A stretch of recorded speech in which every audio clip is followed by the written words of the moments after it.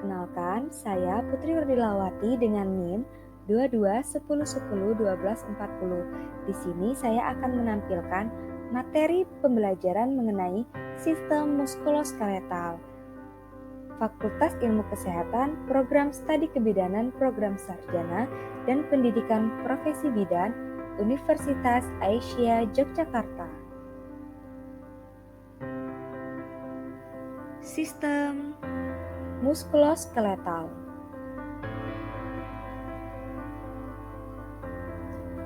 Muskuloskeletal terdiri dari kata muskulo yang memiliki arti otot dan skeletal yang memiliki arti tulang. Muskulo atau muskular adalah jaringan otot-otot tubuh. Sistem muskuloskeletal merupakan salah satu tubuh yang sangat berperan terhadap fungsi pergerakan dan mobilitas seseorang. Tubuh manusia merupakan organisme yang kompleks. Sifat mekanik yang kasar yang dimungkinkan oleh jaringan muskuloskeletal yang saling berhubungan yang dikendalikan oleh sistem saraf. Anatomi sistem muskuloskeletal di sini terbagi menjadi 6 bagian. Yang pertama terdapat tulang, sendi, otot, tulang rawan, ligamen, dan yang terakhir tendon.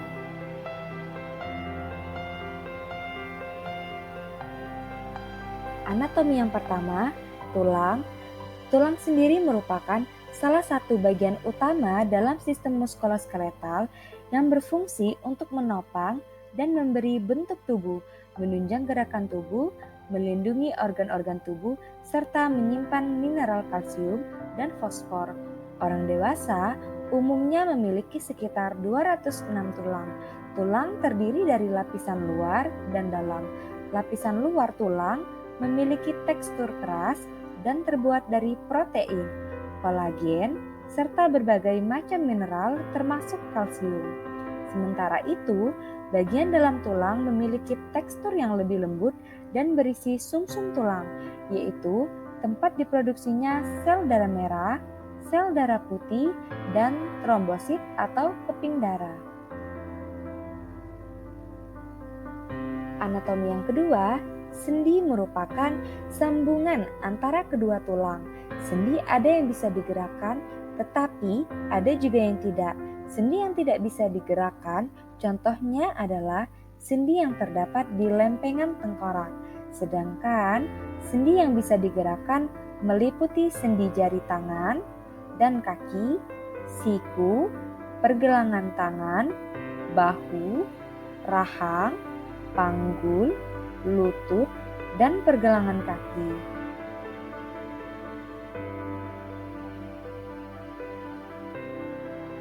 Anatomi yang ketiga, otot, terbagi menjadi 3 jenis, yaitu otot rangka, otot jantung, dan otot polos. Otot rangka adalah otot yang melekat pada tulang dan sendi. Otot ini bisa meregang dan berkontraksi saat tubuh bergerak, seperti saat berjalan, menggenggam benda, atau saat mengubah posisi tubuh, misalnya menekuk dan meluruskan lengan atau kaki. Sementara itu, otot polos adalah jenis otot yang terdapat pada organ-organ tubuh, misalnya saluran cerna dan pembuluh darah. Aktivitas otot polos diatur oleh saraf otonom sehingga mereka dapat bekerja secara otomatis. Sama seperti otot polos, otot jantung juga bekerja secara otomatis dalam memompa darah ke seluruh tubuh. Tetapi, struktur jaringan otot ini mirip dengan otot rangka. Di saluran pencernaan, otot polos bertugas untuk menggerakkan usus agar makanan dan minuman bisa dicerna, kemudian dibuang sebagai kotoran. Pada pembuluh darah, otot polos bertugas untuk mengatur aliran darah dengan cara melebarkan atau menyempitkan pembuluh darah.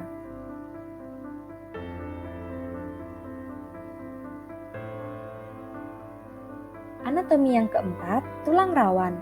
Tulang rawan sendiri adalah sejenis jaringan ikat yang menutup sendi. Selain berada di antara sambungan tulang, tulang rawan juga ada di hidung, telinga, dan paru-paru. Tulang rawan memiliki struktur yang kokoh tetapi lebih kenyal dan lentur. Tidak seperti tulang rangka, tulang rawan bertugas untuk mencegah tulang dan sendi saling bergesekan serta menjadi peredam fisik saat tubuh mengalami cedera.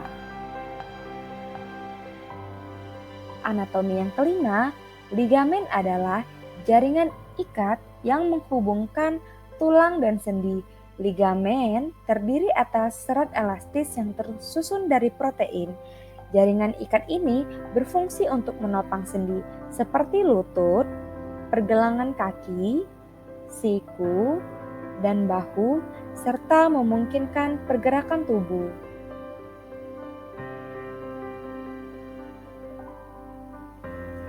Anatomi yang terakhir adalah tendon. Tendon adalah jaringan ikat tebal dan berserat yang berfungsi untuk menghubungkan otot ke tulang. Tendon terdapat di seluruh tubuh, mulai dari kepala, leher, hingga kaki. Ada banyak jenis tendon dan salah satunya adalah tendon Achilles, tendon terbesar di tubuh. Tendon ini menempelkan otot betis ke tulang tumit dan memungkinkan kaki serta tungkai untuk bergerak. Sementara itu, tendon rotator cuff di bahu berfungsi untuk menunjang gerakan bahu dan lengan.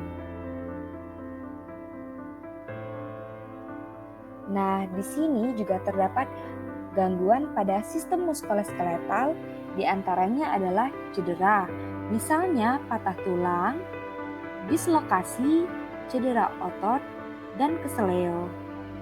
Kelainan bentuk tulang, misalnya akibat cedera, osteoporosis, penyakit degeneratif, kelainan genetik, dan tumor atau kanker. Dan yang ketiga, osteomielitis atau infeksi pada tulang dan jaringan di sekitarnya. Dan yang keempat, gangguan persendian seperti radang sendi, robekan ligamen, bursitis, dislokasi sendi, dan nyeri sendi. Dan yang kelima, gangguan pada sendi lutut, meliputi cedera meniskus dan robekan pada ligamen lutut.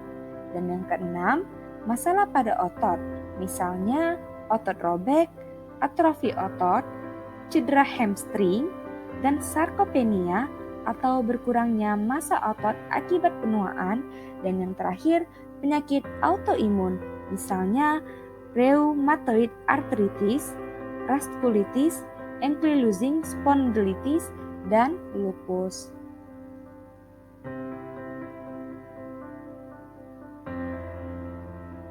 Nah, di sini bagaimana sih cara kita untuk menjaga kesehatan?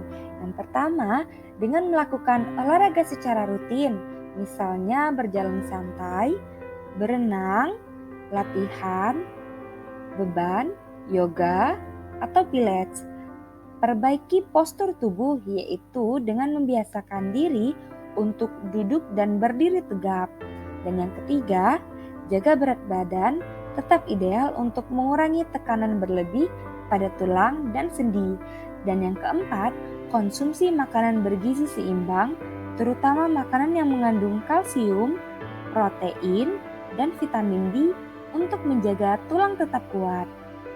Dan yang kelima, berhenti merokok dan kurangi konsumsi minuman beralkohol. Selain itu juga, jika ada dari teman-teman semuanya yang perlu rutin menjalani pemeriksaan kesehatan atau check up ke dokter untuk memantau kondisi sistem muskuloskeletal.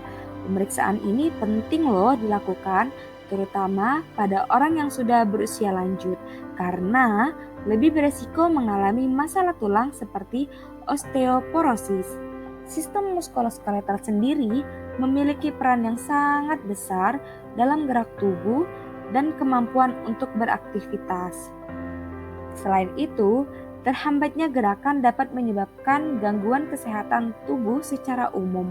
Oleh karena itu, jika Anda mengalami keluhan yang berkaitan dengan sistem muskuloskeletal seperti nyeri saat bergerak atau otot terasa kaku, segera periksakan diri ke dokter ya.